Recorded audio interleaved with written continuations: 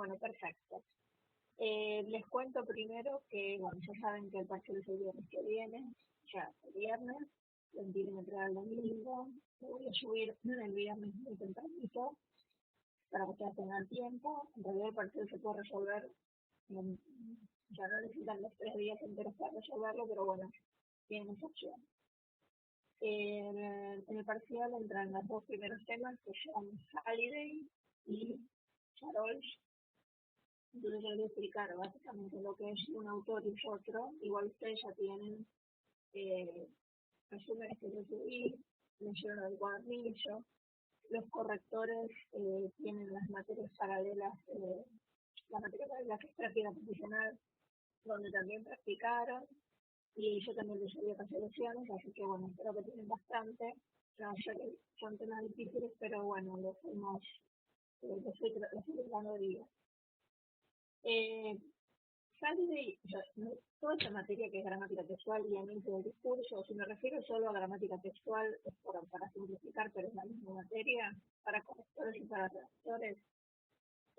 Toda gramática textual, lo que nosotros elegimos son dos conceptos que son coherencia y cohesión, que son básicos, tanto para corregir como para escribir. Implican una instancia superior de corrección o de redacción, así que hay que prestar atención y hay que estudiarlos y practicarlos, y porque realmente son muy útiles.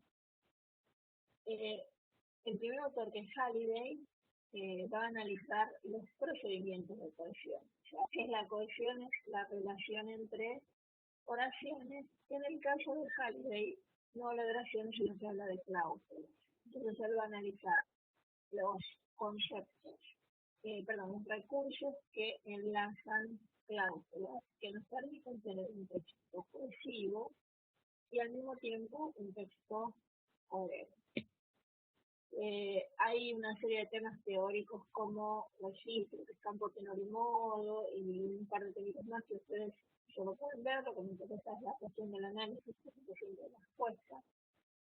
Lo primero que tenemos que hacer cuando tenemos un texto para analizarlo sobre Halliday es separarlo en cláusulas. Las cláusulas, ¿cómo se espera un momentito que tengo un mensaje?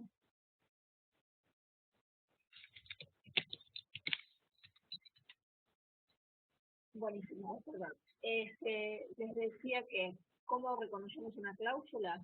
Si a ustedes les resulta más fácil, lo que pueden hacer es marcar todos los verbos conjugados del texto. O sea, una cláusula, en principio, es una unidad que tiene un verbo conjugado y que tiene un solo verbo conjugado.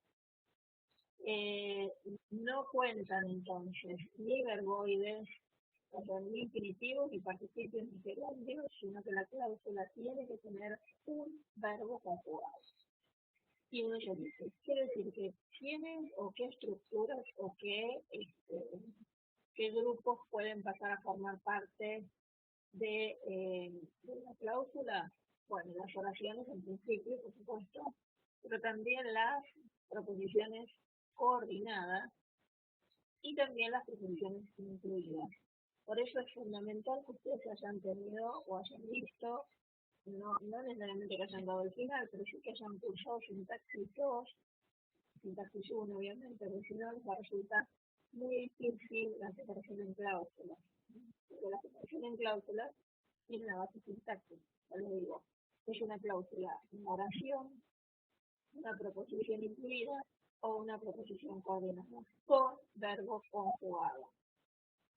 Entonces ustedes habrán visto las resoluciones, que yo a cada cláusula con un verbo conjugado le pongo un numerito, y cuando tengo una proposición incluida, lo que tengo que hacer es automáticamente bajarla, porque ya me estoy encontrando en otra estructura con otro verbo. Entonces lo que se hace es indicar con un número que la cláusula, que estamos en presencia de una proposición incluida, ponemos el numerito y automáticamente bajamos la proposición incluida. Por esta cuestión que les decía que no puede haber una cláusula con dos verbos. para ir despacio, díganme si esto de la separación en cláusulas lo entendieron, porque es fundamental para que ustedes puedan hacer el parcial, porque si ustedes separan mal las cláusulas, van a analizar mal los recursos. Así que díganme si tienen alguna duda con respecto a la separación de las cláusulas.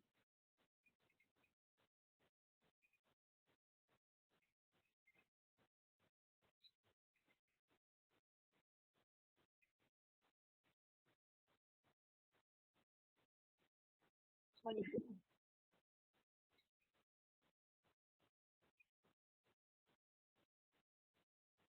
Hola Karina, ¿qué tal? ¿Cómo estás?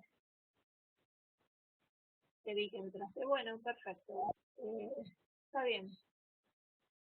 Sí, igual,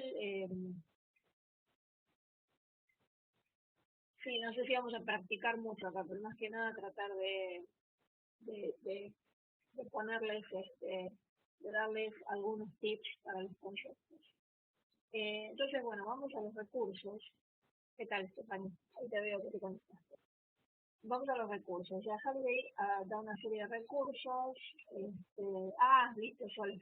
Bárbaro.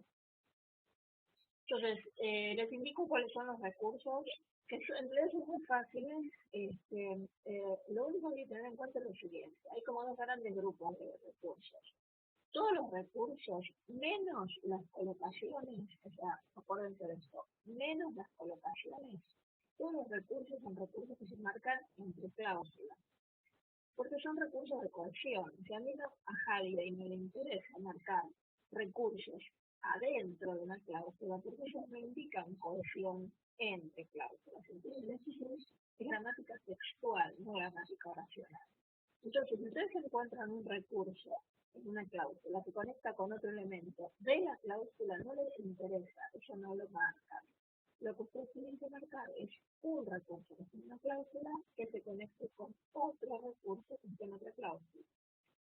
Les decía que esto pasa para todos, menos para las colocaciones.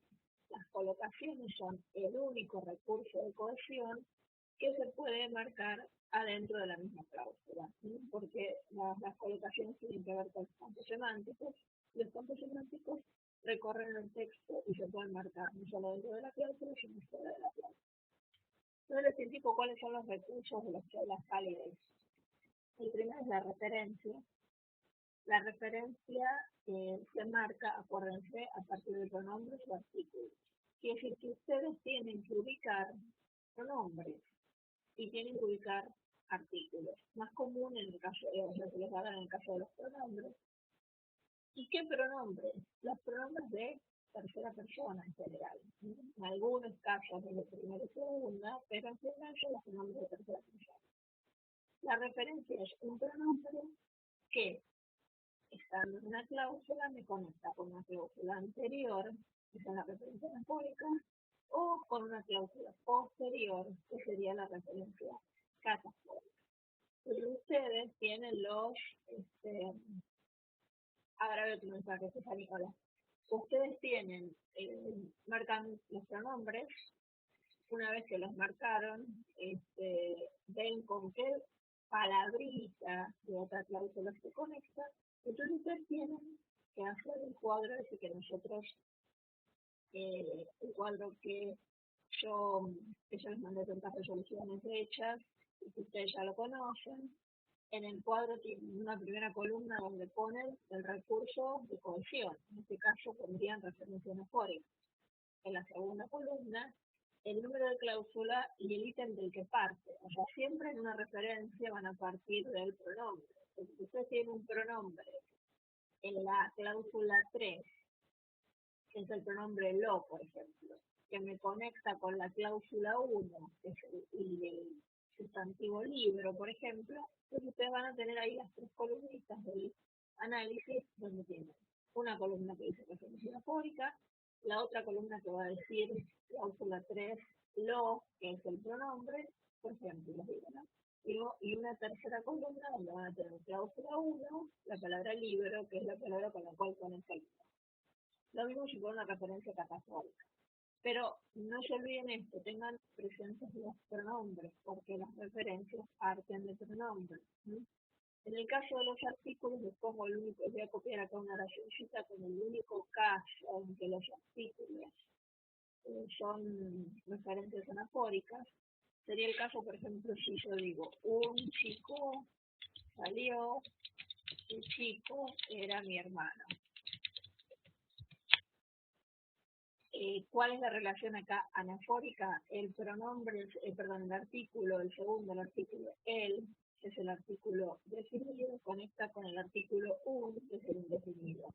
Este es el único caso en que se considera referencia anafórica entre artículos. Tiene que haber el primero el un y después el él, una, una, la, pero no hay otra opción para que los artículos sean referencias anafóricas. Sí tienen mayor variedad con los pronombres y sí, además, que tengan en cuenta es un recurso muy común, porque los pronombres en general en las lenguas son de los recursos más utilizados de cohesión. ¿Entienden lo que es la referencia entonces?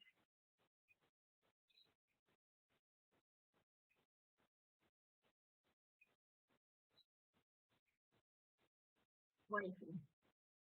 El otro recurso es la conexión, que también es muy fácil. ¿Sí? La conexión simplemente, la conexión parte de conectores, también tengan en cuenta los conectores. ¿Por qué la gramática textual tiene que ver con sintaxis también? O porque necesitan conocer clases de palabras. Entonces ustedes no solo tienen que reconocer los pronombres, sino también reconocer en este caso los conectores.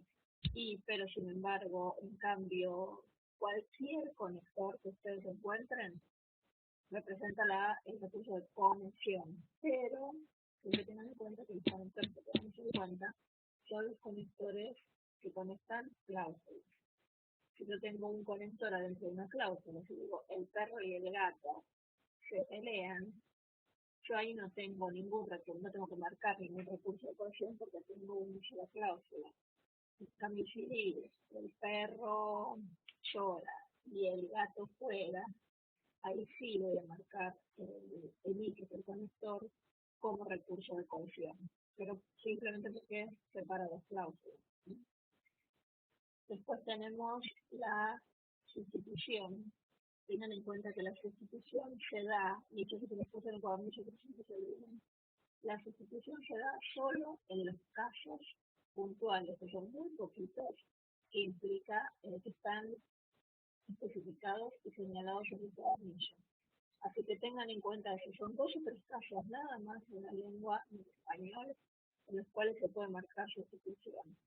Uno es, la sustitución es conectar una palabra con una construcción. Es lo que yo digo. Fuiste al cine ayer, entonces la otra persona contesta, sí, lo hice. Ahí tenemos lo hice, que me conecta con toda la estructura anterior. Entonces, acá no es cuestión de partir de un pronombre solamente, sino que es más una conexión de tipo estructural. Con el verbo hacer se da mucho, si las anoto igual la tienen en el cuadernillo, entonces yo podría decir, fuiste al cine, y contesta, sí, lo hice. Este es un caso típico de sustitución, y ustedes ven que no es una cuestión solo de un pronombre, sino que el lo hice me conecta con todo lo anterior que estoy perfil. Por favor, revisen el cuadernillo los dos o tres ejemplitos que hay en la lengua española y nada más marquen sustitución con eso.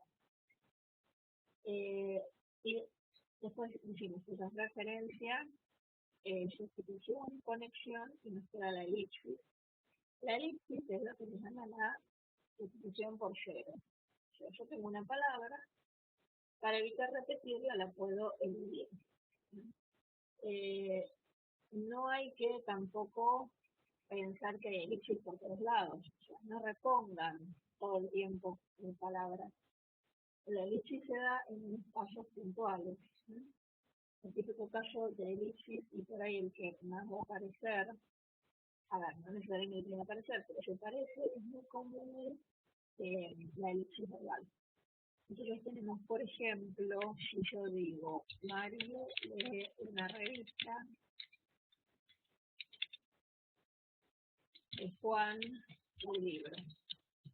Este es un caso en el que la coma, ustedes también lo saben perfectamente, la coma de la segunda proposición coordinada, lo que me está indicando es que falta el verbo leer. Eso es un elipsis. Ustedes tienen marcado en el cuadernillo, en los ejemplos que les di, cómo se señala el elipsis. Fíjense bien el cuadro, cómo lo marcamos en el cuadro. Pero lo importante es que hay que tener dos cosas en cuenta, hay que tener en cuenta dos cosas en el caso del elipsis. Primero, que también me tiene que significar una conexión entre cláusulas. O sea, acá tengo dos cláusulas. Mario lee una revista, cláusula 1, Juan, como un libro, cláusula 2. Entonces, sigo teniendo dos cláusulas. En la segunda me falta un elemento, que es la elipsis, que es el verbo, y me conecta con un elemento que está antes, que justamente es el verbo leer. Quiere decir que no puedo marcar elipsis si no tengo la palabra dicha anteriormente, porque si no me funciona como recurso de cohesión. Si yo estoy conectando cláusulas, ¿de qué me sirve decir que falta una palabra que no está mencionada?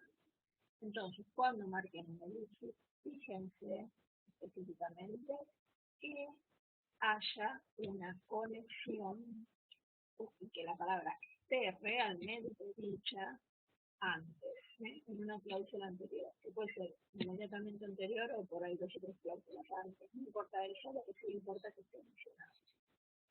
Entonces, estos son el primer grupo de recursos, que es la cohesión gramatical. ¿Tienen alguna pregunta de esto?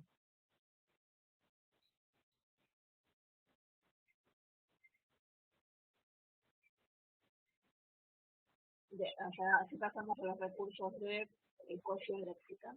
Perfecto. La cohesión léxica es entonces otro tipo de cohesión que parte justamente a partir del vocabulario. Y tenemos la sinonimia. Acá tenemos dos grupos. En un grupo está la colocación, que es lo último, y después tenemos otro grupo donde tenemos los sinónimos, que ya saben lo que es. Son dos palabras que significan lo mismo o medianamente lo mismo. Lo que tenemos en la teoría de Halliday es que hay sinónimos y cuasi sinónimos. De cualquier manera, ustedes en el parcial, si a todo le ponen cuasi sinónimos, no hay problema. Le hago la pequeña diferenciación ahora, pero si quieren, para no pensar, para no complicarse, ponerle todo cuasi sinónimos, exactamente lo mismo. El sinónimo es el sinónimo que encontramos en el diccionario. Cuando vamos a la palabra lindo, vamos al diccionario y encontramos una serie de sinónimos. Bueno, esos son recursos que le vamos a poner el nombre sinónimo. En cambio, los cuasi sinónimos se supone que son sinónimos en contexto. Por ejemplo, si yo tengo un texto en el cual aparece un personaje que se llama Juan, y Juan es vendedor. Entonces, más adelante en el texto aparece la palabra vendedor, yo lo voy a conectar con Juan. Y esos dos son cuasi sinónimos. No quiere decir que todos los Juan sean vendedores. No voy a encontrar en el diccionario que Juan es sinónimo de vendedor. Pero en contexto del texto, o sea, dentro del texto, y eso que estamos leyendo, analizando, Juan y vendedor son la misma persona, o hacen referencia a lo mismo, y por eso se considera cuasi sinónimo. Después tenemos la palabra general, que también tiene una listita de palabras generales en el cuadernillo. Tomen esas, o sea, no se compliquen, no inventen palabras generales. Si yo les doy una lista de palabras generales en el cuadernillo, entonces cada vez que aparece una de esas, la marcan. Pero con la salvedad que les estoy haciendo a cada rato.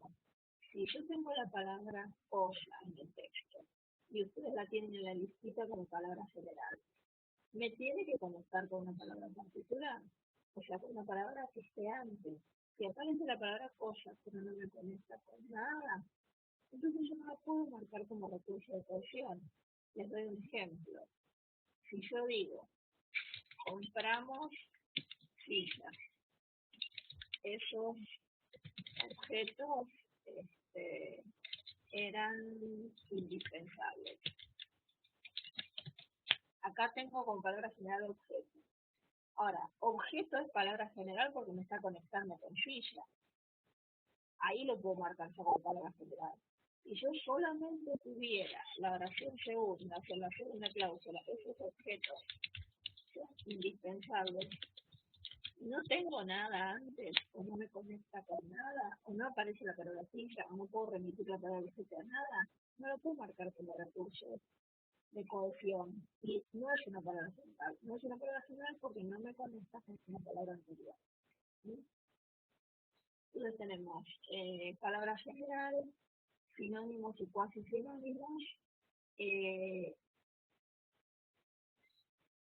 me estoy olvidando uno que no puedo acordar. ¿Alguien tiene ahí la listita? Que me hizo una laguna. Sinónimos, palabras generales, y me queda una, antes de pasar a las colocaciones. Si alguien tiene ahí la listita de... Ah, las puse la más fácil. Y repeticiones. Sí, las repeticiones son las más fáciles, porque son palabras repetidas. Si yo digo, compré un libro, el libro me gustó, perfectamente se entiende que es una repetición. No tiene que ser la palabra exacta. Yo puedo tener el verbo cantar en una oración y me puede aparecer cantaba, cantamos, cantaré, o sea, distintas funciones del verbo. Igualmente, por supuesto, lo considero repetición. Estas son entonces, estos son los recursos de cohesión léxica, el primer grupo, que es el grupo reiteración, y ahora pasaremos al grupo colocación. ¿Alguna pregunta de esto que les dije recién?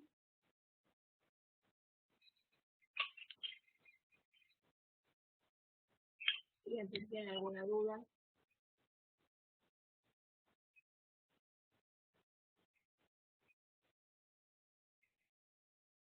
Bueno, perfecto. Entonces pasamos a las colocaciones, que son los últimos de Halliday, los últimos recursos de Halliday. Las colocaciones, eh, yo sé si una clasificación de cuadernillo. Yo le subí también, creo, una clasificación un poquito más fácil, es la que voy a explicar ahora. Se la subí en algunos de los mensajes, si no, después me dicen que se las vuelvo a subir. Es una clasificación que es mucho más sencillita. Y acuérdense que las colocaciones se pueden marcar en cualquier parte del texto. Está bueno porque no tienen que tener en cuenta ninguno, si está en una cláusula, si está en otra, etcétera. Es simplemente marcar como recorridos semánticos, palabras que se conectan. La idea es que, más allá de todos los recursos anteriores, después al leer el texto nos quedan un montón de palabras que no las pusimos en los recursos anteriores. Eso es importante. No están en otros recursos. Pero nosotros notamos que hay una conexión, ¿no? Esa conexión tiene que ver con la colocación. Y entonces tenemos, por ejemplo, parte todo, ¿sí? Nos aparece la palabra casa, nos aparecen las partes de la casa, cocina, baño, dormitorio, eso es parte de todo. Series desordenadas, que son cualquier enumeración. ¿Sí? Si yo digo, compró libros, revistas, lápices, lapiceras, eso es una colocación. Se suelen dar mucho las colocaciones de verbos. O sea, un mismo personaje que haga diferentes acciones. Entró a su casa, luego se sentó, prendió la televisión, eh, se quedó dormido.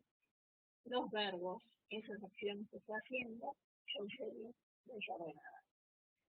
Frente a las series ordenadas están las series ordenadas. Las series ordenadas son las que son series que ya están ordenadas así y son inamovibles. No cualquier cosa es una serie ordenada. Por ejemplo, los días de la semana, los meses del año, eh, ciertas enumeraciones del tipo primero entró, segundo salió, tercero. ¿Sí? Esas son series ordenadas. Tampoco inventen, porque suelen inventar y poner, por ejemplo, que las series de verbos son ordenadas. Y las series de verbos no son ordenadas, porque son aleatorias. O sea, en un texto una persona puede entrar a su casa, sentarse y quedarse dormida, y en otra puede hacer 3 o 4 cosas diferentes. No es que siempre se de la misma manera. En cambio, los días de la semana, los meses del año, eh, o decir, no sé, pasado, presente y futuro, o sea, esas series se nota claramente que hay un orden preestablecido. Entonces, parte de todo, series ordenadas y desordenadas. Proximidad semántica. La proximidad semántica son palabras que están conectadas entre sí, pero que ya no realmente agotamos todos los recursos y no sabemos dónde ponerlos, pero sabemos que hay una conexión, entonces nos ponemos en proximidad semántica. Si yo digo, por ejemplo, Rey Trono. Rey Trono no es nada de lo que estamos viendo hasta ahora. Pero, sin embargo, hay una conexión entre Rey y Trono. ¿Cuál es Rey Trono? Proximidad semántica. Puede ser proximidad semántica de dos, o pueden hacer una serie. Está bueno entonces marcar todas las palabras en el texto, que van haciendo ese recorrido y que se conectan. Después tenemos palabras complementarias, sustantivos complementarios. Por ejemplo, tío, sobrino. ¿Cuál es la idea de lo complementario? Es que si se da uno, se da el otro. Y tienen que estar, por supuesto, los dos mencionados en el texto. Para que haya un tío, tiene que haber un sobrino. Para que haya un sobrino, tiene que haber un tío. Y después tenemos los verbos complementarios, que son, estos se dan menos en la lengua y tampoco lo inventes mucho. Porque un verbo complementario es que si se da algo, un verbo, se da una acción, necesariamente se da otra complementaria.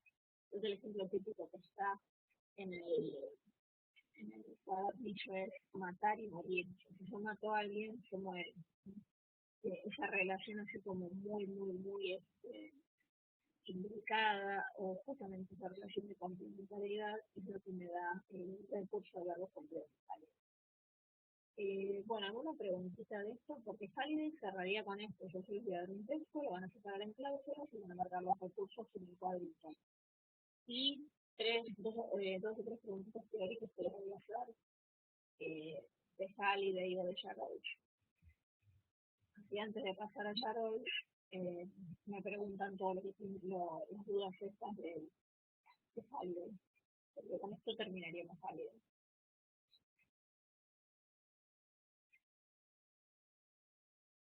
Buenísimo. Entonces, ustedes practiquen esto, practiquen la separación en cláusula. Opuestos, perdón. Los opuestos también son palabras que pueden ser los antónimos, ¿tienes los antónimos del diccionario? Blanco, negro, lindo, feo. Pero también pueden ser opuestos que en el texto se muestran. Si yo tengo dos hermanas, Marina y Julieta, y Marina y Julieta en el texto son notoriamente opuestas, yo lo puedo marcar como recursos dentro de los opuestos. Pero en general son los antónimos, ¿sí? Que también entonces son colocaciones. Pasamos a Yarol, o me quieren preguntar algo.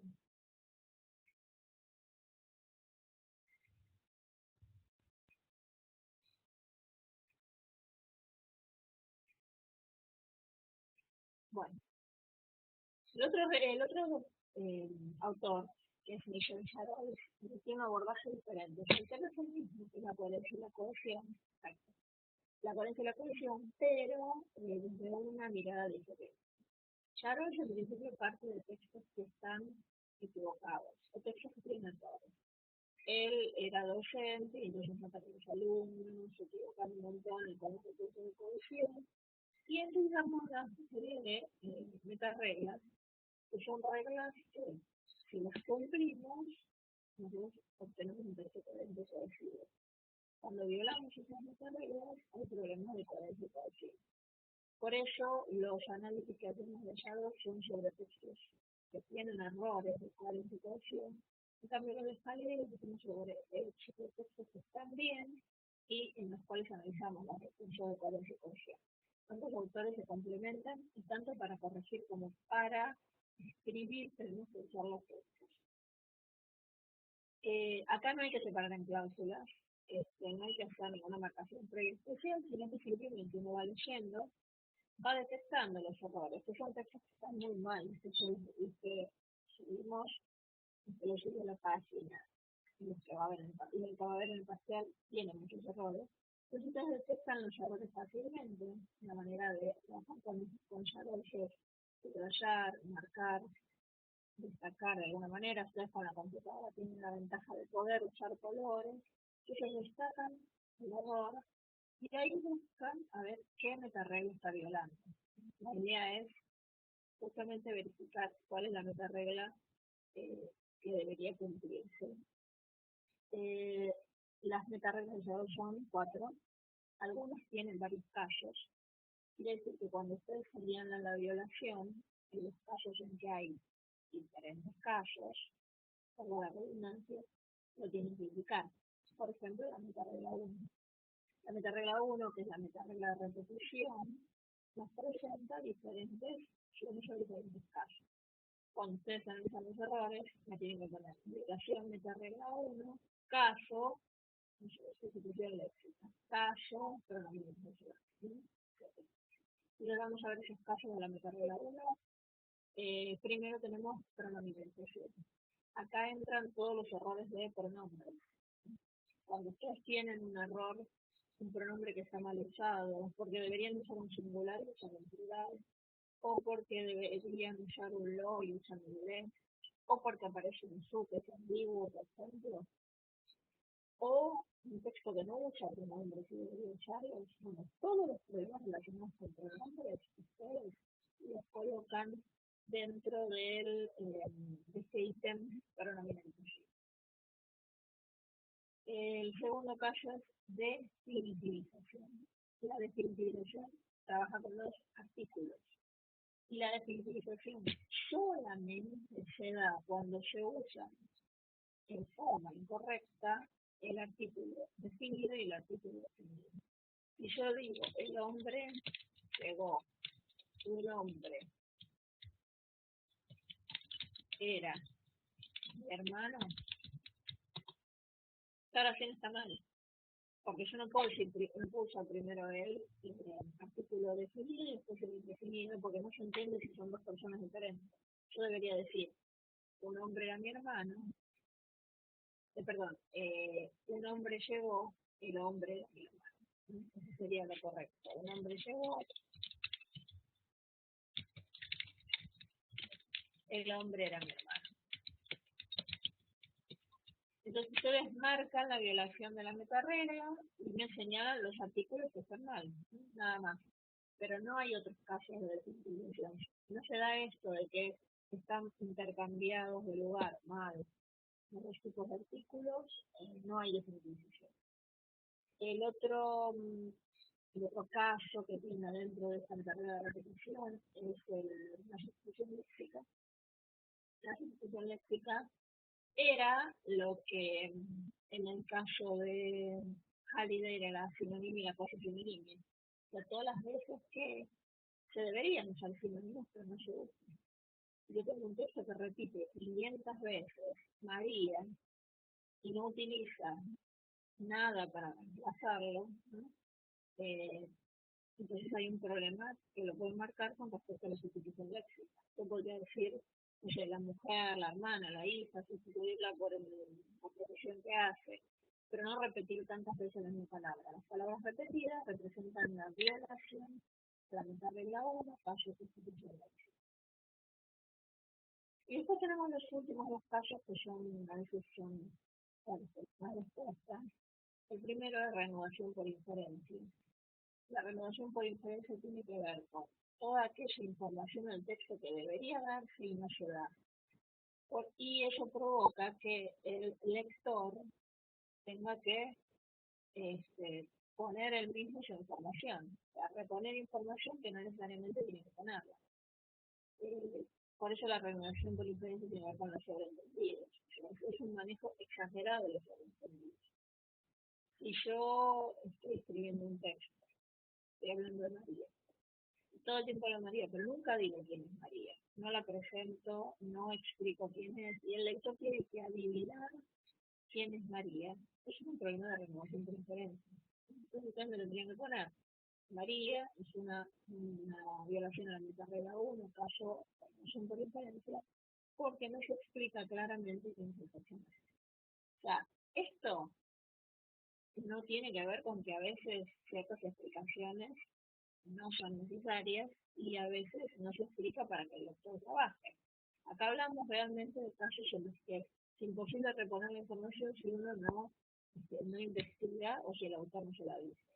Suele pasar mucho en los comentarios de libros, en las reseñas, entonces nos incorporan a un personaje y si no nos explican quién es, o en un resumen. Están haciendo un resumen de una novela o de un cuento y no nos hablan un poco de quiénes son los personajes, si nosotros no leímos el cuento, no podemos saber quiénes son. Entonces, eso es un problema de remodelación diferente.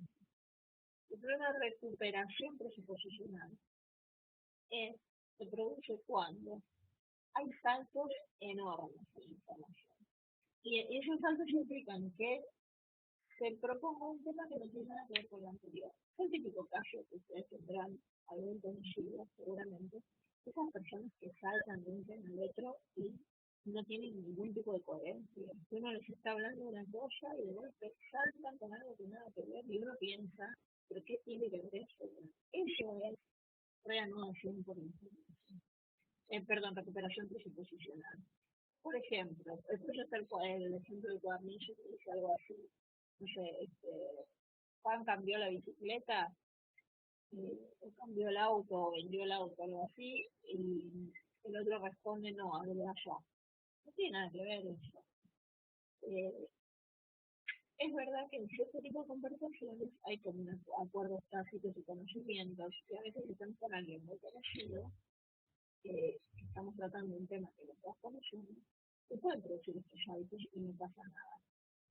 Sí, Karina anda preguntando que yo termino, pero usualmente cuando uno viene armando un texto de forma coherente, estos saltos abruptos a temas que no tienen nada que ver son los de la recuperación presuposicional, una violación a la recuperación presuposicional. Sí, decime, Karina. Porque la metarregla de relación no produce, o sea, a ver, esto es importante. Todos los casos de recuperación presuposicional, las violaciones a la recuperación presuposicional son implícitamente unas violaciones a la metarregla de relación. Pero no todos los casos de metarregla de relación son de recuperación presuposicional. Para que ustedes lo diferencien bien, si quieren, la metarregla de relación se basa específicamente en el mal uso de los conectores. Por eso podría ser que una recuperación presuposicional fuera también de relación que incorpora problema de conectores. Pero la relación es específicamente usar mal los conectores o no usarlos. O sea, esa es la metarregla de relación. Es la 4 que no tiene ningún caso y que es simplemente eso. Si ustedes ven que hay un pero que no debería estar ahí, un y, un sin embargo, o un texto que no usa para nada conectores y debería usarlos, eso es una violación a la metarregla de relación, no a la recuperación. El caso 2 es la metarregla de progresión, que tiene que ver con el avance de la información. Un texto se supone coherente cuando la información avanza, y avanza no a grandes saltos, sino que avanza justamente progresivamente. De a poquito vamos retomando algo anterior y le agregamos un dato más. Cuando el texto se queda siempre en el mismo tema, si yo doy vueltas a esos textos circulares, que se nota que los estiraron porque necesitaban ocupar espacio, bueno, eso representan problemas de progresión, que tampoco tiene caso. La metarregla de progresión, la 2, la metarregla de relación, la 4, son las que no tienen caso. La metarregla 3 es la metarregla de no contradicción, que también tiene varios casos. También tómenla, o sea, yo les subí un resumen de esta explicación, ténganla en cuenta porque se suelen complicar con esta metarregla. Tiene la contradicción iniciativa, que es problema de tiempos verbales. Todas las veces que están usados mal los verbos y tiempos verbales, es problema de metarregla de relación caso, perdón, de metarregla de no contradicción, contradicción iniciativa. En general se da con las mezclas de pasados y presentes. Cuando mezcla pasado y presente, se da una violación de la metarregla de contradicción iniciativa. Después tenemos la contradicción presuposicional, que es cuando una parte del texto contradice a otra parte del texto. Si yo primero digo que María tiene 2 hermanos, y después digo que no tiene hermanos, tengo una contradicción presuposicional. porque dentro del mismo texto estoy diciendo, dando una información y después la contradigo. Después tenemos la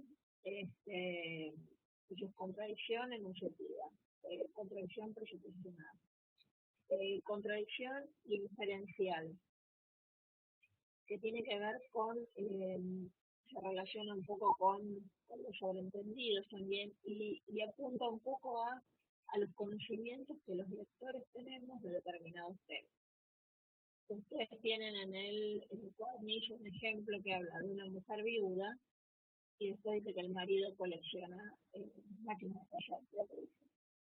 Nosotros sabemos, por nuestros conocimientos del mundo y por nuestras competencias, que una mujer viuda es una mujer que no es el marido. Entonces yo no puedo decir que el marido colecciona máquinas de tallar. O sea, ahí hay una contradicción inferencial. Y después tenemos las contradicciones de mundos, que las vamos a agrupar solamente en una, porque esta es la parte más confusa para desarrollo, y que quizás se aplica un poco más al francés, pero bueno, nosotros estamos trabajando con el español, vamos a simplificar y vamos a hablar de la contradicción de mundos, que tampoco aparece mucho, les digo que ustedes han visto que en todos los mundos no apareció nunca.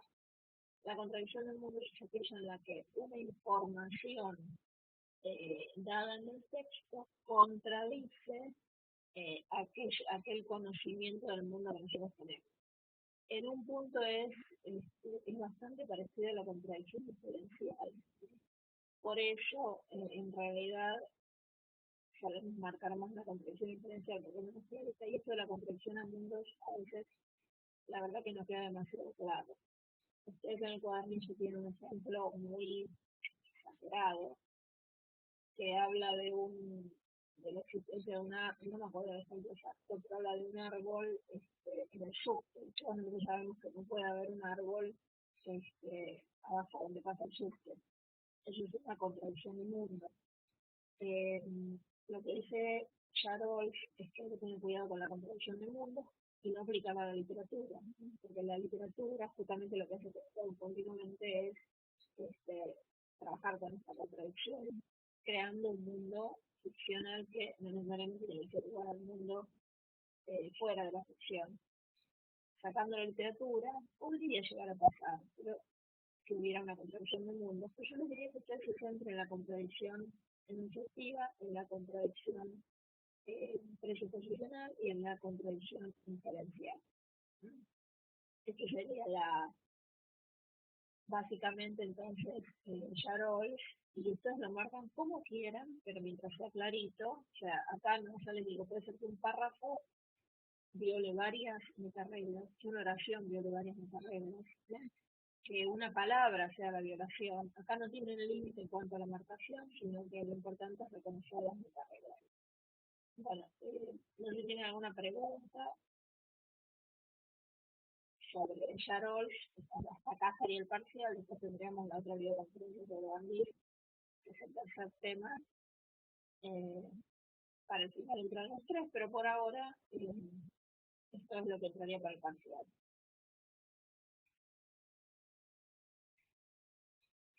Si tienen alguna pregunta, igualmente, bueno, después con toda esta clase, con los resúmenes y con la revisión de las resoluciones, quizás de la semana, se les ocurran algunas preguntas si les quieren hacer, pero por ahora la explicación sería esta.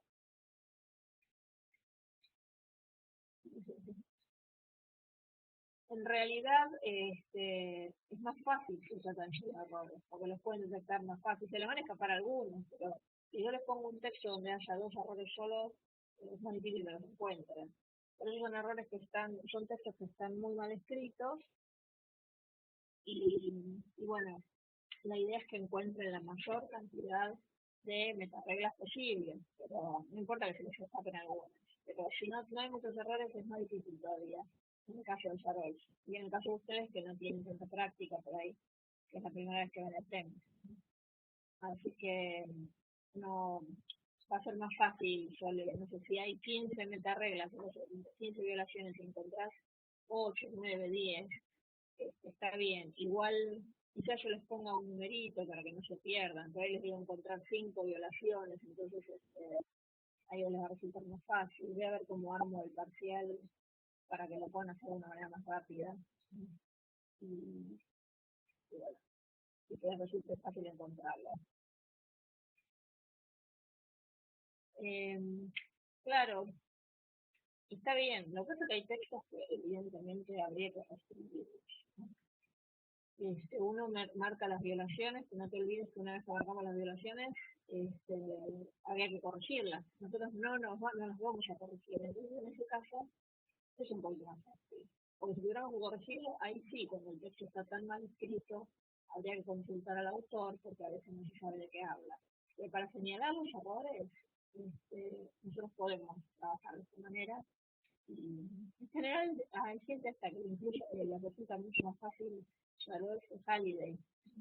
Igual, bueno, depende de cada uno, pero al poder marcarlo de manera tan libremente, no tener que atenernos a las cláusulas y al tener tantos errores juntos, eh, con la práctica después la verdad que resulta fácil uno los encuentra. El primer texto o los dos primeros este, cuestan. Sí, bueno, el cine eso te digo depende. Hay gente que le resulta muchísimo más fácil escuchar Olsh y Halliday muy complicado. En el parcial van los dos textos, sí, Karina. Dos textos diferentes, porque si entonces Halliday es con un texto que está bien escrito y Yarol con un texto que está muy mal escrito y algunas preguntas teóricas de los dos. No mucho, por supuesto, porque ya los análisis llevan. Aparte, lo que más me interesa de esta materia es la parte de análisis más que la teoría.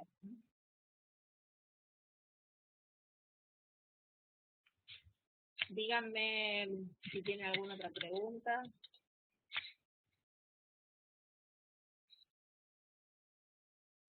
La cuestión es repasar. Bueno, aparte ustedes tienen la ventaja que lo hacen con todo abierto y tienen 3 días. Yo les digo la verdad, 3 días para hacer un parcial es mucho.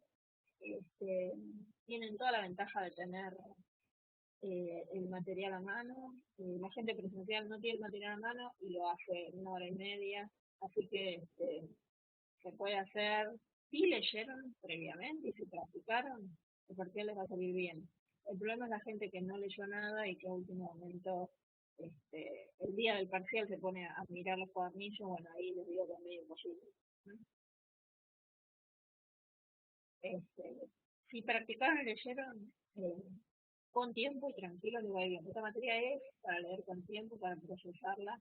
No es una materia para aprender en media hora antes del parcial. Ya ninguna, ¿no? Pero esta es bastante complicada como para querer aprenderla todos. Bueno, no sé si tienen alguna preguntita más, si no me voy a ir a la otra videoconferencia que tengo de otra materia. Igual esta queda grabada, la pueden volver a escuchar, eh, pueden revisar a ver si cuando la escuchan otra vez les surgen dudas y mándenme todas las dudas que tengan, así les va bien el canal. Bueno, chicas, les agradezco mucho que hayan estado un domingo a la mañana. No, la metarregla de relación la había dicho antes que me había preguntado algo Karina, creo que es la que se relaciona con el problema de los correctores. ¿No? Todos los correctores están mal o que faltan. Bueno, me alegro que sea clara.